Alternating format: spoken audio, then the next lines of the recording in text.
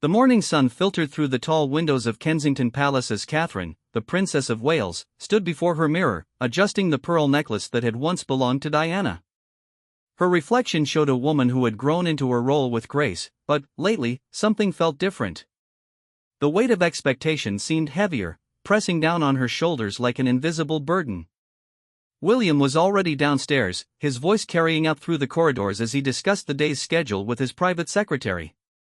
There was a time when they would have shared breakfast together, talking about everything and nothing, their hands naturally finding each other across the table. Now, their mornings had become a carefully choreographed dance of duty and obligation, each moving through their routines with practiced efficiency but diminishing warmth. The change hadn't happened overnight. It was like watching a favorite sweater slowly unravel, thread by thread, so gradually that you don't notice until suddenly, there's a hole where something beautiful used to be. Catherine remembered the early days of their marriage, how William would unconsciously reach for her hand during public appearances, how their eyes would meet across crowded rooms with shared understanding and private jokes. They had been a team, united not just in duty but in genuine affection. Dr. Sarah Mitchell, a renowned body language expert who had spent decades analyzing royal interactions, had begun to notice the subtle shifts months ago. She watched from her study as news footage played on her screen, her trained eyes catching what others might miss. There, she murmured to herself, pausing the video. William and Catherine stood side by side at a charity gala, but, where once their bodies would naturally angle toward each other, now they faced forward, parallel but separate. Their smiles were perfect, their posture impeccable, but the invisible thread that once connected them seemed stretched thin. The demands of royal life had intensified over the past year. With the king's health concerns and the ongoing responsibilities of preparing for their future roles, every public appearance carried additional weight. Catherine found herself studying briefing documents late into the evening, memorizing names and facts about causes she would champion, while William dealt with constitutional matters and diplomatic obligations that seemed to multiply daily. Their children, George, Charlotte, and Louis, remained the bright spot in their increasingly structured lives. During school runs and family dinners, glimpses of their old dynamic would resurface. William would catch Catherine's eye when Louis said something particularly amusing, and, for a moment, the years would fall away.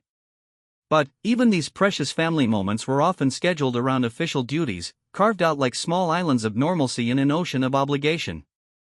The palace staff had begun to notice too, though none would dare speak of it openly. Mrs. Henderson, who had served the family for 8 years, observed how the prince and princess now entered rooms separately more often, how their conversations during public events had become more formal, more careful. The easy intimacy that had once made them such a compelling couple seemed to be fading, replaced by the polished professionalism that duty demanded.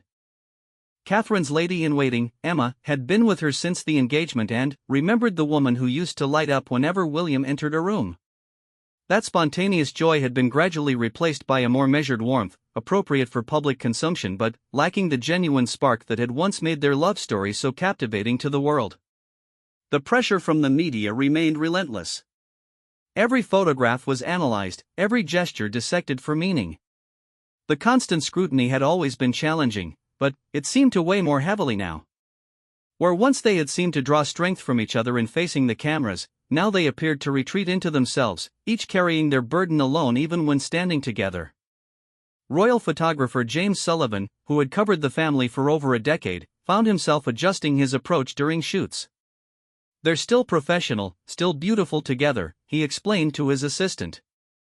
"But something's changed in how they connect. I used to capture these spontaneous moments of affection, little touches and glances. Now I have to work harder to find those genuine interactions." The transformation was perhaps most evident during their official tours. Once, they had walked naturally together, William's hand often finding the small of Catherine's back as he guided her through crowds. Their conversations during car rides between engagements used to be animated, filled with observations about the people they'd met and the places they'd seen. Now, the car rides were quieter, each absorbed in their phones or briefing papers, preparing for the next obligation. Dr. Mitchell continued her observations, noting how their positioning during photo opportunities had shifted. "Body language reveals what words often cannot," she wrote in her private journal. The subtle distance between them, the way they now stand more formally, the decreased frequency of natural, unguarded expressions, these are all indicators of a relationship under strain. Friends from their university days, sworn to secrecy but still in occasional contact, noticed the change during rare private gatherings. The easy banter that had once flowed between William and Catherine had become more polite, more considered. They still functioned beautifully as a team, but the romantic partnership that had captivated the world seemed to be slowly transforming into something more akin to a successful business partnership. The irony wasn't lost on Catherine that as she had grown more confident in her public role, finding her voice as a royal and developing her own causes and initiatives, the very success that made her a more effective princess might be contributing to a distance from the man who had brought her into this world. William, too, was evolving, taking on greater responsibilities and feeling the weight of his future kingship more acutely with each passing month. Their separate bedrooms, once a practical arrangement due to their different schedules and William's early morning commitments, now seemed to symbolize a broader separation. The physical distance during their private hours reflected the emotional space that had gradually opened between them. Late at night, when the palace grew quiet and the children were asleep, Catherine would sometimes stand at her window looking out at the London skyline, wondering when the fairy tale had begun to feel like just another duty.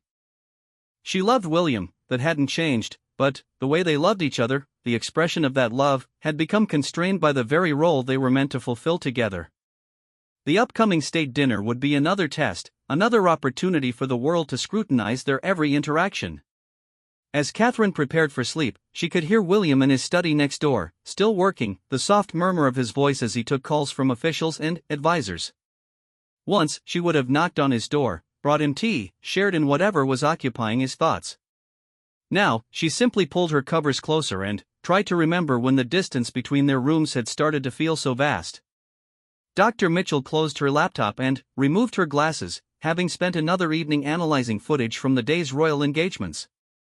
The pattern was becoming clearer, the evidence mounting that one of the world's most watched couples was quietly struggling with the very thing that had made them so compelling in the first place, their authentic connection to each other.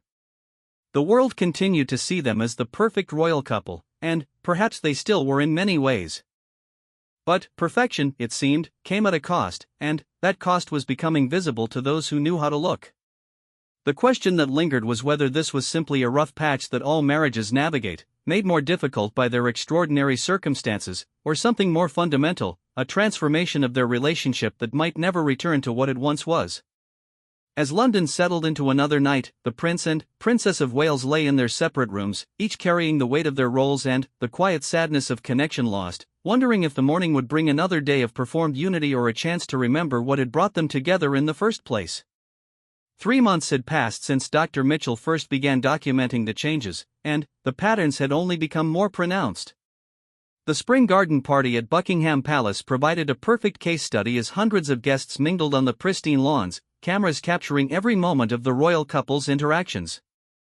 Catherine moved through the crowd with practiced grace, her smile never wavering as she engaged in conversation after conversation. Her rose-colored dress caught the afternoon light beautifully, and she looked every inch the future queen she was destined to become. But William, standing just 20 feet away speaking with a group of charity representatives, might as well have been on another continent for all the connection they shared across that small space. There had been a time when they would naturally migrate toward each other during such events, drawn together by an invisible magnetic force.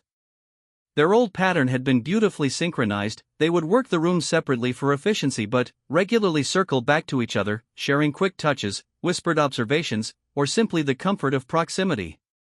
Now they operated like two independent entities, each fulfilling their duties with admirable dedication but no apparent need for the other's presence or support. Lady Pemberton, a longtime friend of the royal family who had attended dozens of such gatherings, watched the proceedings with growing concern. She remembered the early years when William and Catherine's eyes would seek each other out across crowded rooms, how they would share secret smiles over inside jokes, how William would gently guide Catherine with a protective hand when she was still finding her footing in royal protocol. Those tender moments of connection had been replaced by something more clinical, more carefully managed. The transformation was particularly evident in their physical positioning. Royal protocol had always required a certain level of formality, but, within those constraints, there had once been room for genuine affection. Now, even when standing together for official photographs, there was a measurable distance between them that hadn't existed before. Their bodies no longer naturally angled toward each other, and the unconscious mirroring that had once made them such a visually compelling couple had disappeared. Dr. Mitchell, watching the event coverage that evening, made note of a particularly telling moment. During a brief lull in the proceedings, William and Catherine found themselves standing near each other with no immediate duties to attend to. In the past, this would have been an opportunity for private conversation, perhaps a shared observation about something amusing they'd witnessed. Instead, they both immediately reached for their phones, creating a bubble of separate activity even in their shared space. The children remained their strongest connection point, but even here, changes were becoming apparent. At Lewis's school sports day the previous week, they had sat together on the sidelines, cheering for their youngest son. But, whereas they once would have naturally leaned into each other, sharing the experience with whispered comments and spontaneous touches, they now sat with careful space between them, each focused on their child but not on each other. Prince George, now old enough to observe and understand more than his parents perhaps realized, had begun asking questions that pierced straight to the heart of the matter. "Why don't you and Papa hold hands anymore like the Thompsons do?" he had asked Catherine one evening, referring to his friend's parents. The innocent question had stopped Catherine in her tracks, forcing her to confront what she had been trying not to acknowledge. The palace staff noticed everything, though their professionalism prevented any open discussion. However, among themselves, in the quiet moments between duties, there were worried glances and careful conversations. Mrs. Thompson, who managed the household staff, had observed that the prince and princess now requested separate cars more frequently for joint engagements, citing scheduling efficiency but creating another layer of physical separation in their daily lives. Their individual charitable work had flourished during this period, with both William and Catherine throwing themselves into their respective causes with renewed energy. Catherine's work on early childhood development had gained international recognition, while William's environmental initiatives were making significant impact. Yet this success seemed to highlight their growing independence from each other rather than their partnership. The Earthshot Prize ceremony in October had been particularly revealing. William presented awards with passion and eloquence, clearly in his element as he discussed environmental innovation. Catherine, radiant in an emerald gown, provided perfect support, applauding at appropriate moments and engaging warmly with winners. To observers, they appeared to be functioning flawlessly as a royal team. But those who knew what to look for saw two individuals operating in parallel rather than in true partnership. Dr. Mitchell's analysis of the event footage revealed telling details. When William made a particularly moving speech about climate action, Catherine's response was measured and appropriate rather than spontaneously emotional. When she was introduced and acknowledged, William's applause was dutiful rather than filled with the pride that had once been so evident. They were going through the motions of being a supportive couple while the genuine emotion that had once animated those gestures seemed to have dimmed. The international tour to Australia had been postponed, officially due to scheduling conflicts, but palace insiders suspected the decision reflected concerns about how the couple would handle the intense scrutiny of a major overseas visit during this period of transition. The kind of close-quarters travel and constant joint appearances that such tours required might expose the growing distance between them in ways that could become difficult to manage. Their friend from university days, now a successful barrister in London, had lunch with Catherine during one of her rare free afternoons. The conversation was pleasant but careful, touching on everything except what seemed most obvious, the visible change in her marriage. Catherine's warmth and humor remained intact, but there was a new guardedness, a sense that she was protecting something fragile and couldn't risk exposing it to scrutiny, even from a trusted friend. William's polo matches had become another venue for observation. Catherine still attended when her schedule allowed, bringing the children and maintaining the family tradition. But her engagement with the sport, and, more importantly with William's participation in it, had become more subdued. She would cheer politely and take photos for the children, but the animated enthusiasm she had once shown for his athletic pursuits had been replaced by the kind of support one might offer a respected acquaintance rather than a beloved husband. The media, always hungry for any hint of royal drama, had begun to speculate quietly. No major publications dared suggest actual marital problems, but lifestyle magazines ran pieces about the evolution of their relationship, the maturing of their partnership, and their individual growth as senior royals. The subtext was clear to anyone reading between the carefully diplomatic lines. Photography from their 10th wedding anniversary celebration had required careful curation. The official portraits were stunning, both William and Catherine looked magnificent, and their positioning was elegant and appropriate. But the outtakes, the candid moments between poses, told a different story. Where once there would have been natural laughter, gentle teasing, and unconscious touching during breaks in shooting, now there were polite conversations about schedules and careful attention to their phones. Dr. Mitchell's research had begun attracting attention from other experts in nonverbal communication. A colleague from Cambridge had reached out after noticing similar patterns, and together they began documenting what they termed the institutionalization of intimacy, the way that public roles could gradually subsume private relationships until the performance became the reality. The Christmas card photo session had been particularly challenging for the royal photographer. In years past, getting natural, warm family images had been effortless. William and Catherine's genuine affection for each other and their children had made every frame feel authentic and joyful. This year required multiple takes and careful direction to capture images that conveyed the same warmth, though those who knew what to look for could see the difference between spontaneous joy and beautifully crafted emotion.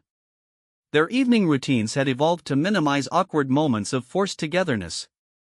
Where they once might have shared drinks and conversation after the children were in bed, now they each retired to their respective studies or bedrooms with work or books, avoiding the kind of unstructured time that might highlight their growing emotional distance. The upcoming state visit from the President of Ireland would provide another test of their ability to function as a united front while managing their personal challenges. The elaborate dinners, garden parties, and ceremonial events would require them to spend days in close proximity, performing their roles as the perfect royal couple while navigating the complex reality of their evolving relationship. As winter deepened and the palace prepared for another season of intensified royal duties, both William and Catherine faced the reality that their relationship was transforming in ways they hadn't anticipated when they first committed to a life of service together. The question remained whether this was a temporary adjustment to increased responsibilities or a more fundamental shift that would require them to redefine what their partnership meant in the context of their extraordinary life. The sad irony was that as they each became more accomplished in their royal roles, more confident and capable as individuals, they seemed to be losing the very thing that had made their story so compelling from the beginning, the genuine, uncomplicated love that had carried them from university sweethearts to the most watched couple in the world. The revelation came during a quiet moment that neither of them had planned. It was a rainy Thursday afternoon in November, and an unexpected cancellation had left both William and Catherine with a rare few hours of unscheduled time. They found themselves alone in the sitting room at Kensington Palace, the children at school and the usual parade of staff meetings postponed. Catherine was reading briefing notes for her upcoming visit to a children's hospital, while William worked on his laptop, reviewing documents related to the Duchy of Cornwall. The silence between them wasn't uncomfortable exactly, but it was loaded with all the conversations they hadn't been having, all the acknowledgments they'd been avoiding. It was William who finally spoke, closing his laptop with a decisive click that seemed to echo in the quiet room. "We need to talk about what's happening to us," he said, his voice carrying both resignation and determination.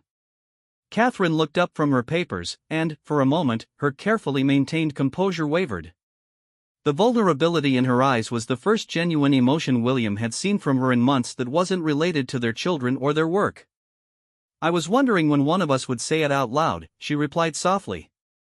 The conversation that followed was unlike any they had shared since the early days of their relationship crisis years ago, before their brief breakup in 2007. But this was different. They weren't young people figuring out whether they wanted to be together. They were established partners, parents, public figures who had built a life together that extended far beyond their personal feelings. William moved from his chair to the sofa where Catherine sat, but, notably, he chose the opposite end rather than sitting close to her. Even in this moment of attempted reconnection, the physical distance that had become their norm remained. "I love you," he said, and the words carried weight because they were clearly true, but also sadness because they seemed to acknowledge that love alone wasn't solving their current struggle. "I love you too," Catherine responded immediately, then paused. "But I think we've forgotten how to be married to each other instead of just being partners in this job." The honesty in her words hung in the air between them. They had indeed become incredibly effective partners in their royal duties. Their public appearances were flawless, their separate charitable initiatives were thriving, and their ability to represent the monarchy was stronger than ever.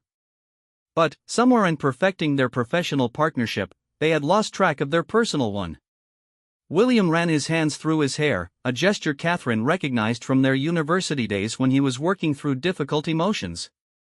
"When did we stop touching each other?" he asked. "I don't mean intimate touching, I mean just the casual contact married people have. When did I stop putting my hand on your back when we walk into a room? When did you stop adjusting my tie before we leave the house?" Catherine considered the question seriously.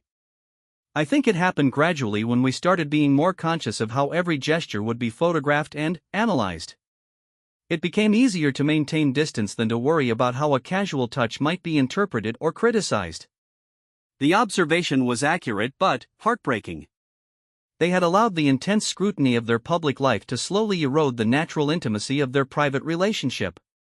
In protecting themselves from media intrusion, they had inadvertently protected themselves from each other. Their friend David, who had known them both since university and occasionally visited for private dinners, had noticed the change before they did. During his last visit several months ago, he had observed how they moved around each other in their own home like polite housemates rather than spouses. There were no unconscious moments of connection, no casual touches as they passed in hallways, no shared looks of understanding across the dinner table. Dr. Mitchell, meanwhile, had been documenting similar patterns in other high-profile couples facing intense public scrutiny. Her research suggested that the phenomenon wasn't unique to William and Catherine. The pressure of constant observation could create a kind of emotional self-consciousness that gradually eroded natural intimacy. The difference was that most couples could choose to step away from public attention when needed. For senior royals, that luxury didn't exist.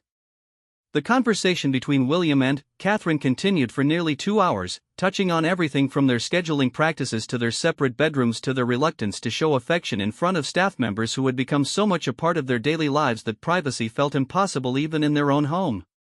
Catherine admitted that she had begun to feel like she was performing the role of William's wife rather than simply being it. "I catch myself thinking about how to stand, how to react, what expression to wear, even when it's just the two of us with the children. It's like I've forgotten how to be natural around you." William acknowledged similar feelings. "I realized last week that I'd started thinking of you as the Princess of Wales even in my own head sometimes, instead of just Kate. When did I start seeing my wife as a public figure first and the woman I married second?" The depth of their professional success had indeed come at a personal cost. Catherine's evolution into a confident, articulate advocate for early childhood development had been remarkable to witness. Her speeches were compelling, her policy understanding sophisticated, and her ability to connect with people from all walks of life had grown tremendously. Similarly, William's work on environmental issues and homelessness had gained international recognition, and his preparation for eventually becoming king was proceeding excellently. But, as they had each grown more competent and confident in their public roles, they had somehow grown more distant from each other. The skills that made them effective public figures, careful self-control, measured responses, strategic thinking about image and impact, were counterproductive in maintaining intimate connection. Their separate charitable interests, while personally fulfilling and publicly beneficial, had also contributed to the distance. Catherine spent increasing amounts of time with her team working on early years policy, while William focused on environmental initiatives and his preparation for future constitutional responsibilities. They were both doing important, meaningful work, but they were doing it separately more often than together. The practical arrangements of their life had evolved to accommodate their busy schedules in ways that minimized opportunities for spontaneous connection. Their meals were often scheduled around different commitments, their travel was frequently separate due to efficiency considerations, and their evening hours were filled with briefings, calls, and preparation for upcoming events. Even their shared activities had become more formal.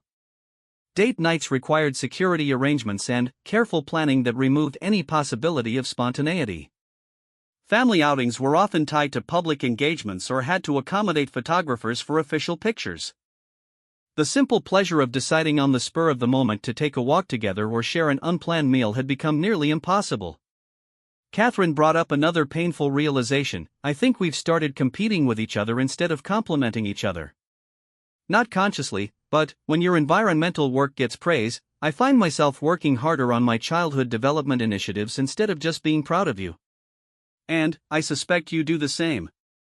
William's silence confirmed her observation. They had indeed begun to function more like colleagues seeking individual recognition within the same organization rather than partners supporting each other's success. Their achievements were tallied separately by the media, their popularity was measured independently, and their effectiveness was evaluated based on personal rather than joint accomplishments.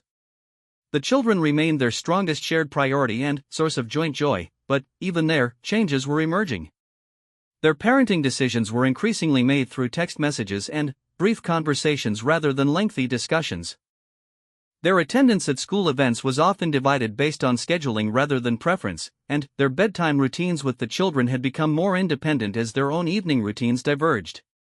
Friends who visited the family noticed that William and Catherine now spoke to their children about each other more than they spoke to each other.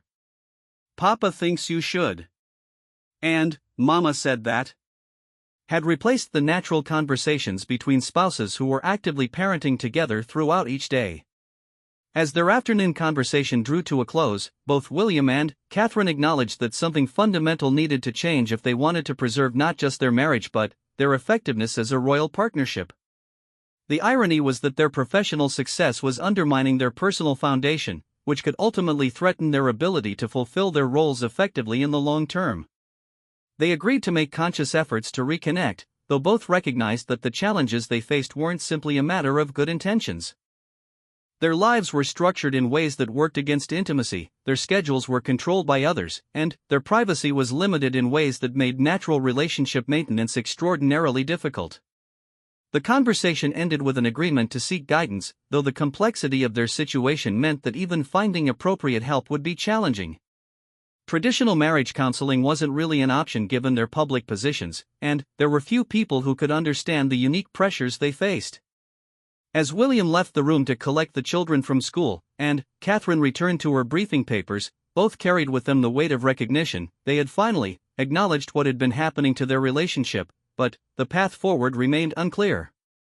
The distance between them felt both more obvious and more entrenched after their honest conversation, yet there was also a small sense of relief in having finally named the problem they'd both been quietly living with. 6 months after their conversation in the sitting room, William and Catherine had embarked on a journey that was as challenging as it was necessary. The path to reconnection, they discovered, required unlearning years of carefully constructed habits and rebuilding intimacy within the constraints of their extraordinary life. The first breakthrough came during a family holiday at Balmoral, where the relative privacy of the Scottish estate allowed them to experiment with being less guarded around each other. Away from the constant presence of cameras and staff, they began to remember what it felt like to move naturally in shared space. The simple act of walking together through the estate grounds without thinking about positioning for photographers felt revolutionary after months of careful orchestration. Dr. Mitchell, who had continued her observations from a respectful distance, began to notice subtle changes in their public appearances. During a joint engagement at a London school, their positioning had shifted almost imperceptibly. They stood closer together, and their bodies had begun to angle toward each other again, suggesting renewed awareness of each other's presence rather than just the task at hand. The work of reconnecting proved more complex than either had anticipated. Years of emotional self-protection couldn't be undone through good intentions alone.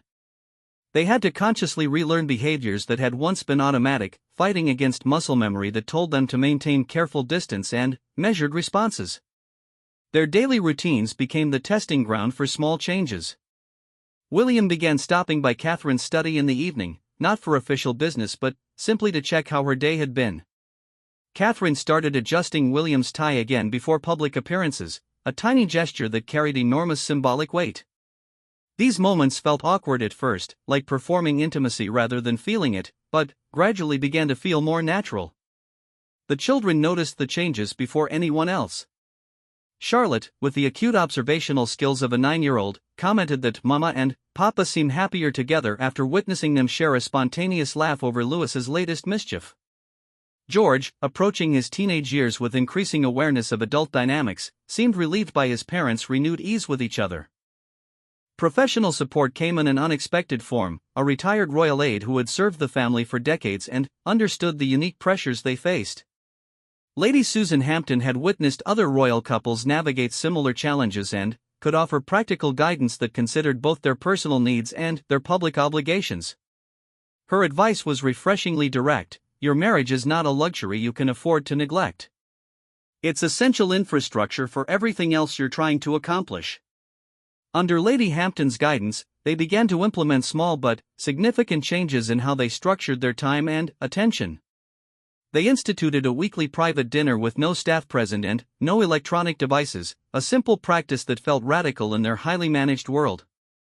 They also began coordinating their schedules to ensure at least one shared car journey each week, time that allowed for unstructured conversation without the pressure of public observation. The media initially missed the subtle shifts in their dynamic.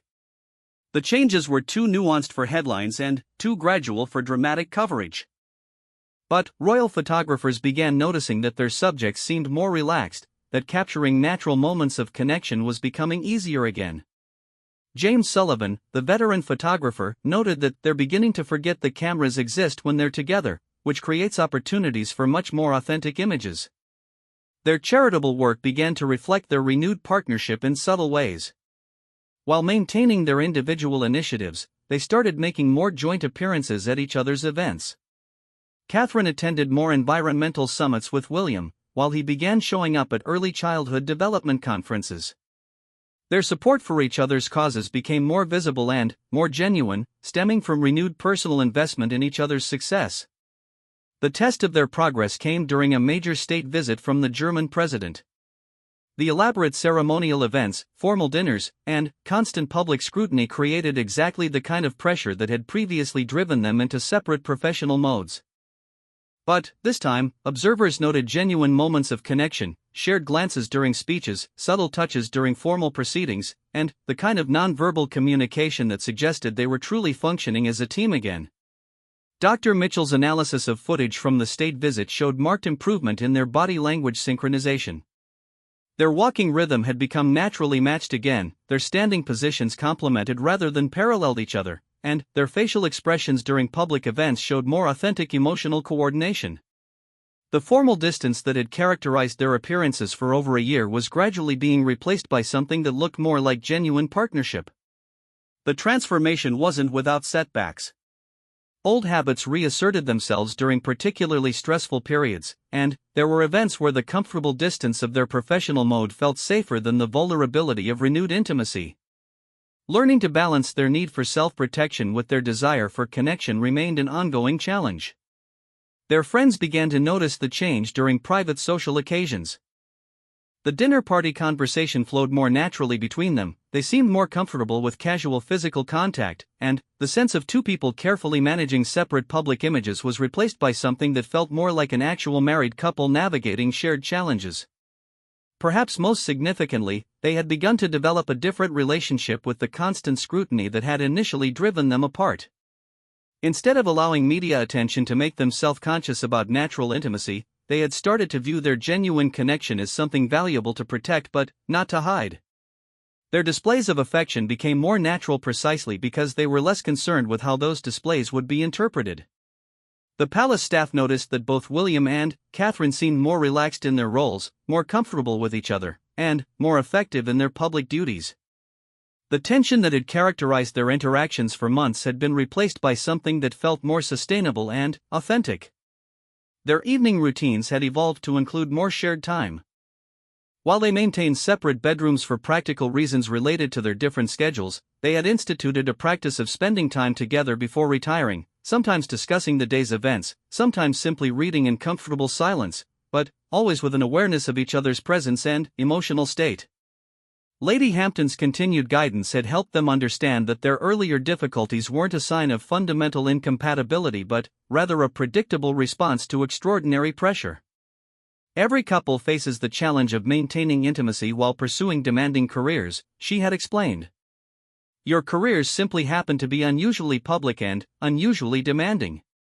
The upcoming Christmas season would provide another test of their renewed partnership, with the traditional series of holiday engagements requiring them to present a united front during one of the most scrutinized periods of the royal calendar.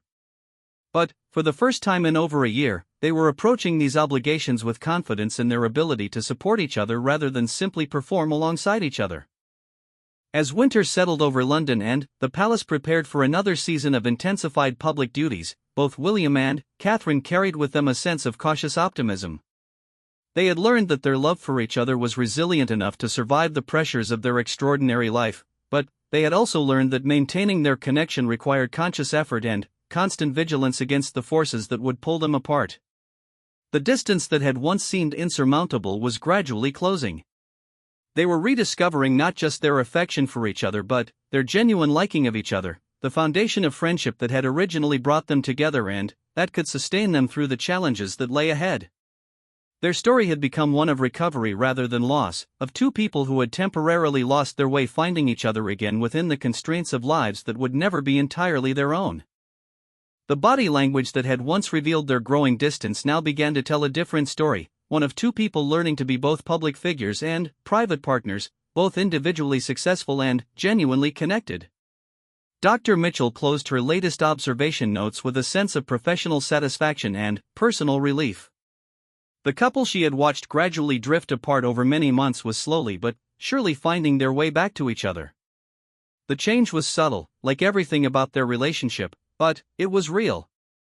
In a world where fairy tale endings rarely survive real-world pressures, William and Catherine were writing a different kind of story, one about the hard work of making love last in circumstances that seemed designed to tear it apart. Their future remained as challenging as ever, filled with obligations and scrutiny that would continue to test their bond. But they faced that future with renewed understanding of both their vulnerabilities and their strengths, and with practical tools for maintaining their connection despite the forces that would always be working to pull them apart. The sad change that experts had observed was gradually giving way to something more hopeful, not a return to their original dynamic, but the emergence of something deeper and more sustainable. Most importantly, they had learned that their marriage was not separate from their royal duties but essential to fulfilling them effectively. The partnership that served the crown best was one rooted in genuine connection rather than professional convenience. In saving their marriage, they were also ensuring their continued effectiveness as the representatives of an institution that would depend on their unity for decades to come.